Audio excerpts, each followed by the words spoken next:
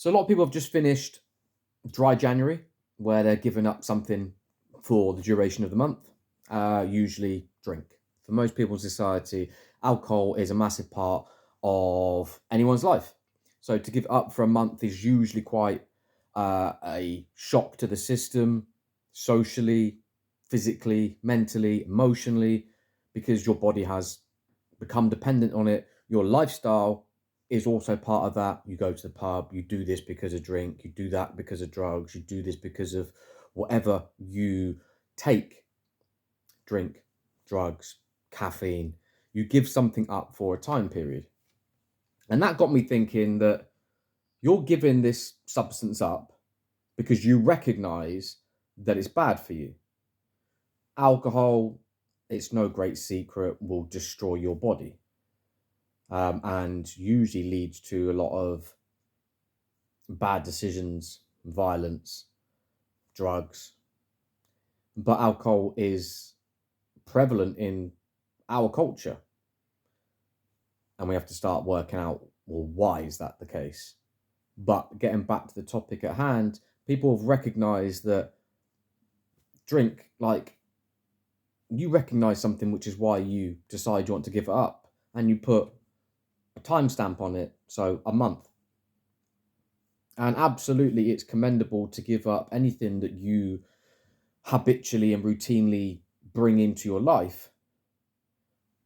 But my thought is, if you recognize that it's bad for you, why are you only giving it up for a month?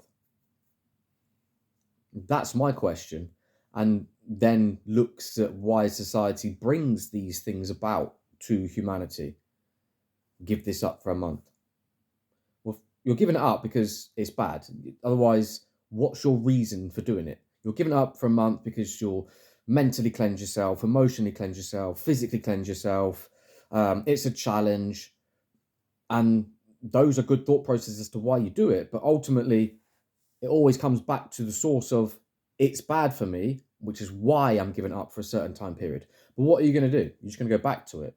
And some people go back to it worse because their body has craved it, their mind has craved it, their social life. Oh, we didn't go out last week. Let's go out big time this week.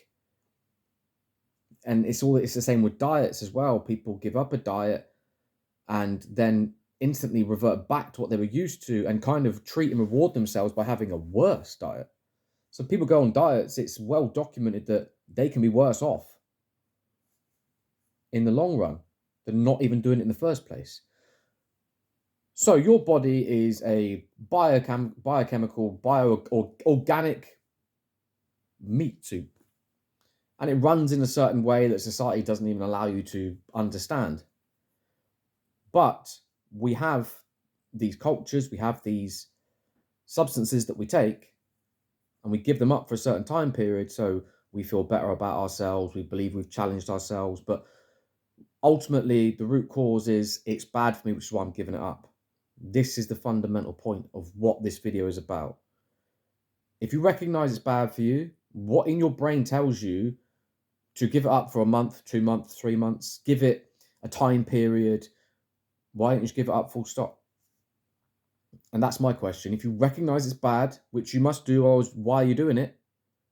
Why would you go back to it? Ever? Now that comes with a lot of different connotations in life because a lot of your circle of friends might be around drinking, pubs, nightclubs. And all of a sudden, if you decide alcohol's bad, instead of you and your friends pushing through a month of not drinking, you decide, I'm not drinking ever again because I recognize it's bad, which is why I'm giving it up for a month. Then why would I continue to poison my body? But with that then comes everyone that you socialize with in drinking arena, you're going to fall away from. So is it that stops you? Fear of, well, I'm going to lose everyone in my life.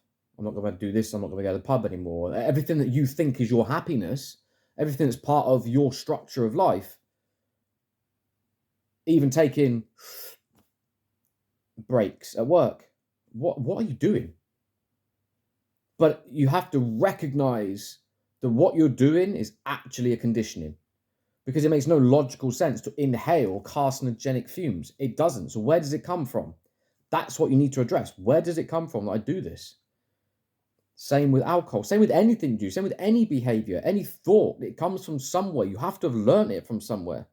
We have truthers screaming and shouting, oh, but you have to recognize your own conditioning. If you're going to protest, you're conditioned. If you're any type of religion, you're conditioned. And that's not me attacking any of these. It's recognizing your conditioning. There's a very famous quote, not that famous because I can't remember who said it, but I come across it the other day, and it said, real intelligence comes from thinking anything's possible. Because if we don't, our belief only comes from what we have been taught. Because that's how our brain absorbs information from the world around it, whether we see it, whether we hear it, touch it, taste it, whether we think it, that still just comes from our environment. Therefore, it is by the very definition a conditioning. But if we circle back to the point I'm making, society is conditioned to drink alcohol. But with it comes, obviously, mental, physical, emotional, and spiritual connotations to it, which are detrimental to you, which is why you give it up for a month. But then why would your brain say, let's get back to doing it? Because you're happy in that life that you have. You recognize, this is the fundamental point, you recognize something is bad for you, but you don't want to stop it permanently. And you look at the outside world and see what's happening, but you won't change yourself internally because you're fearful of everything that will have to change in your life if you remove something or you change something, if you change your diet, if you change your exercise. If you stop drinking alcohol, if you stop smoking, every single human being you smoke with would now not be part of your life.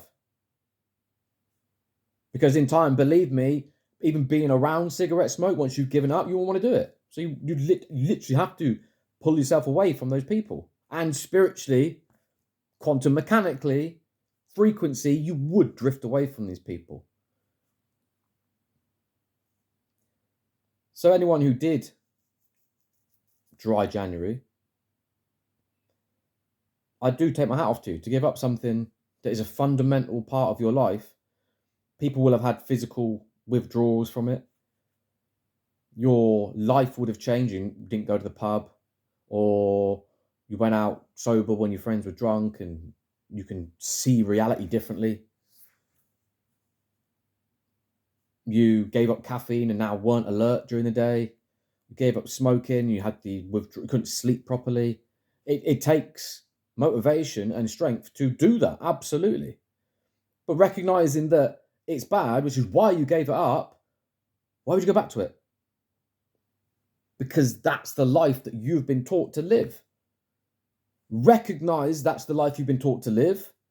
Deal with how that triggers you. Then you can go, hang on a minute. If it is bad for me, why don't I give up forever? Or why not?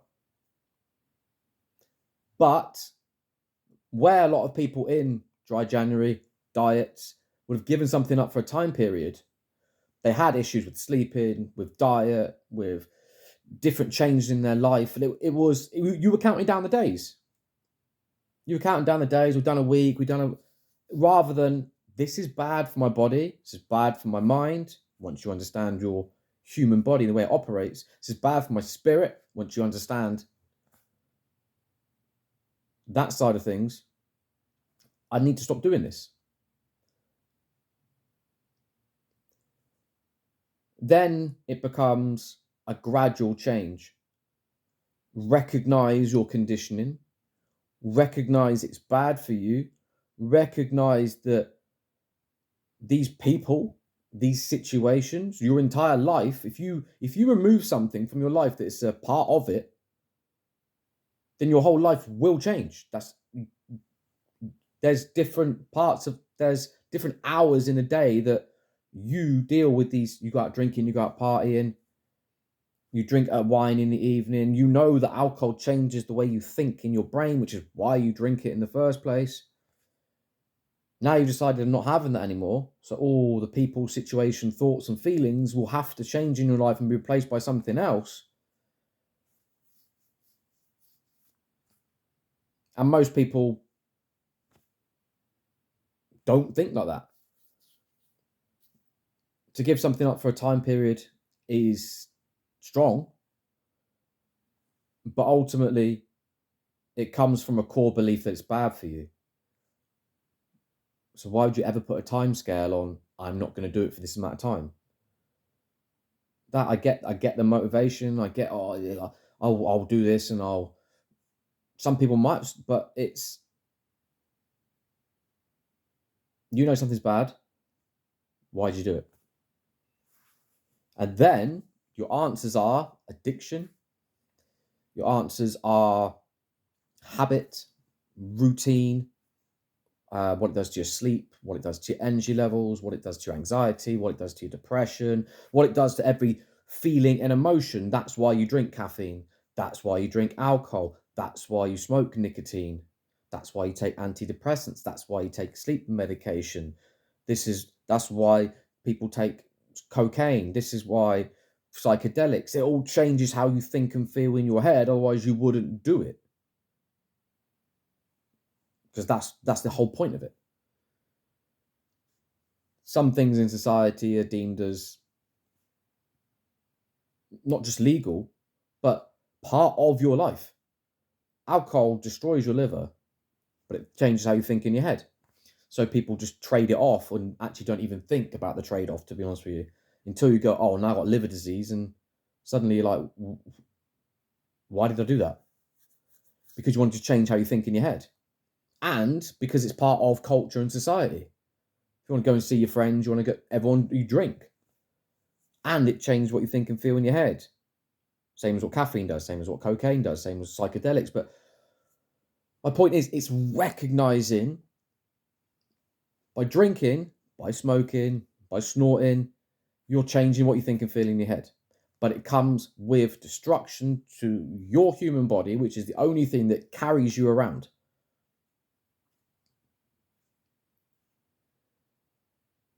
And when you can think like that and go, alcohol makes me think and feel differently. Like I'm happier. I'm more joyful. I'm carefree. I'm reckless.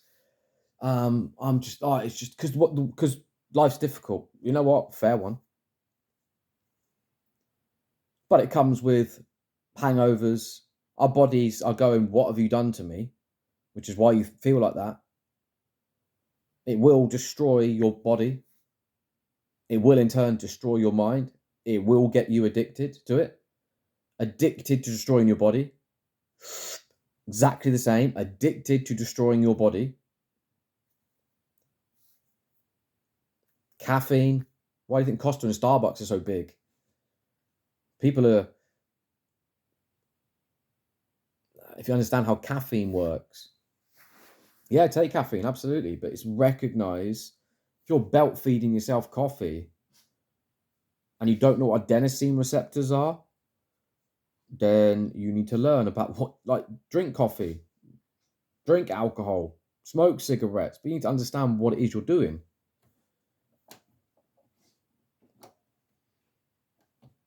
Cigarettes have an addictive substance in them. So you smoke them and you don't really know why. But what are you actually inhaling? Carcinogenics, tar. And the top and bottom of it is you are addicted. You are addicted because of the nicotine in there. You are addicted to smoking fumes that will kill you. That's just the truth of it. And that's the world that told you it was cool to do that years ago. People got addicted. People did think it was cool. Now you're addicted to it. You're addicted to killing yourself. Crazy. Alcohol. World's tough. I want to be able to change how I think and feel in my head. Fair point. But you're destroying your body.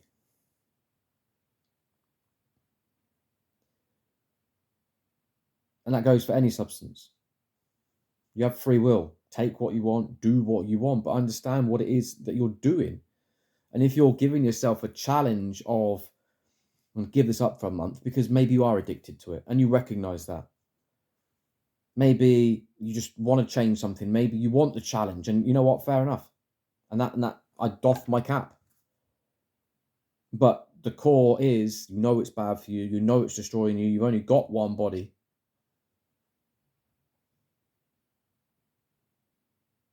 But your conditioning, your addiction, your whole lifestyle, your thoughts and feelings and emotions are predicated on this, which is why you've given it up for a month. Recognize that it's bad,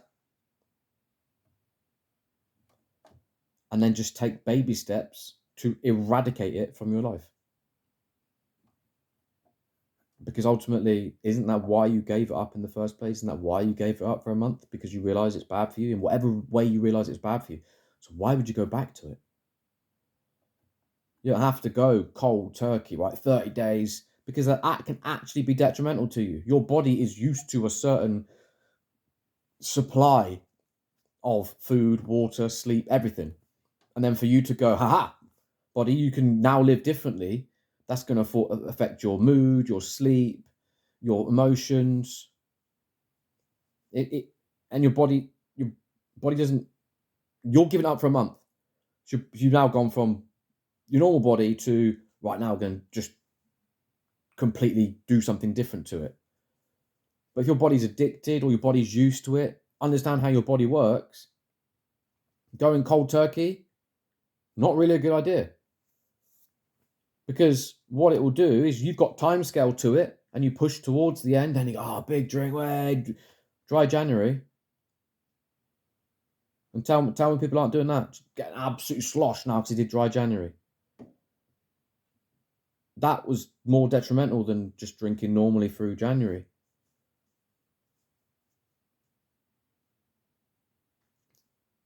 Recognize that you want to give something up, which is why you did it. And then take those steps to eradicate it, to change it. If you're addicted to something and you smoke 20 a day, try 19. Push yourself, try 18. Push yourself, try 17. Your body is addicted to that substance. Your brain is addicted to that habit. Your lifestyle is conditioned to whatever it is you do when you smoke. Slow it down, pull it back. Turn 20s into 19, 19 into 18.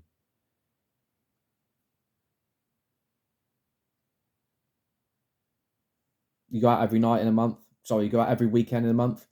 Take one weekend away. Because you've got to think, if your body's addicted to it, you need to let it adjust to you removing it. Otherwise, you will get massive withdrawals from addictions. You will get emotional issues. You will get physical issues because you're removing something from your body that it's used to having in whatever frequency and dose it's having it. Which is why you've gone, I'm only doing it for a month. And you've gone through the issues of that brought. No one's gone through dry January who has given up for that reason and gone, didn't even notice anything different. You've had to give something up in your life. You drastically changed a whole month. But if you recognize that it's bad for me, I'm trying to give it up, there's no gave it up for a month. It's just, okay, it's bad for me, okay. And then it's in your head. So next time you're offered a drink, no thank you. Push yourself there. You probably won't even, your body won't register it. You'll just have a drink of water instead of like if you've got poor sleep, try going to bed an hour earlier. If you smoke 20 a day, try 19.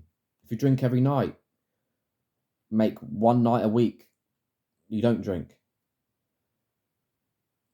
Because then that one night a week, in however many weeks or months, or even years, will become 2 nights a week, 3 nights a week, 4 nights a week, until you're only drinking once a week, once a month.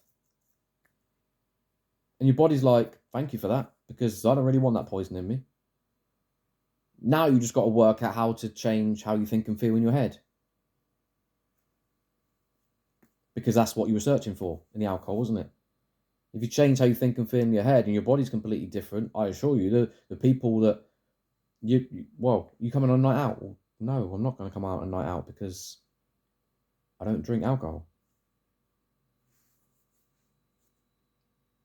So instead of doing dry January in 2020, dry January in 2021, dry January 2022, dry January 2023, you're going to do dry January next year? When you could have decided 5 years ago that I'm just going to come off it. I'm just going to stop it. And whatever comes from that, however my body has to react to it, however my mind has to react to it, however my lifestyle has to react to it. So then when you still got friends doing dry January in 2028, wait, dry January 2028, you're like, I don't drink anymore.